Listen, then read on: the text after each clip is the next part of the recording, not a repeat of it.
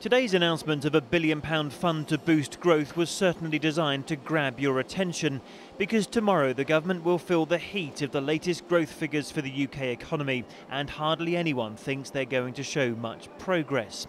So the Deputy Prime Minister arrived at Sheffield Forge Masters earlier, trumpeting the new government loan this plant is getting. The money is, say ministers, proof they have a plan to kickstart the economy. It's very exciting. This is a fund where we use your money, taxpayers' money, and for every pound of taxpayers' money, the private sector puts up about £6. A big announcement on the Regional Growth Fund just a day before some potentially awkward economic news might be written off as a bit of media spin. But this pottery firm in Stoke-on-Trent is one of the scheme's success stories. The government money helped to unlock private investment and safeguard the 50 jobs that were under threat. Although the charity which arranged it admits the fund hasn't quite made up for spending cuts elsewhere. The regional development agencies were a key funder for job creation, there's no doubt about that. But this fund does the same thing.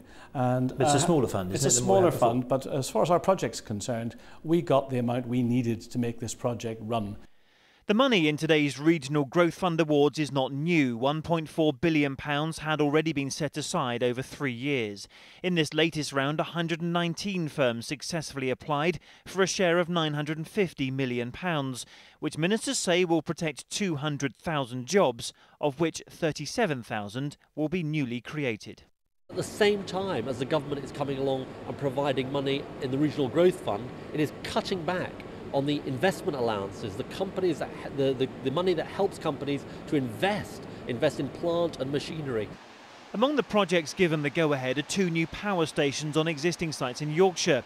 But announcing 2 schemes already in the pipeline is not a growth strategy, say Labour, and certainly not the plan B for the economy they have been calling for.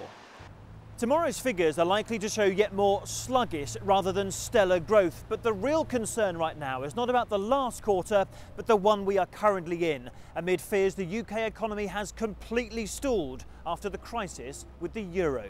Chris Shipp, ITV News, Westminster.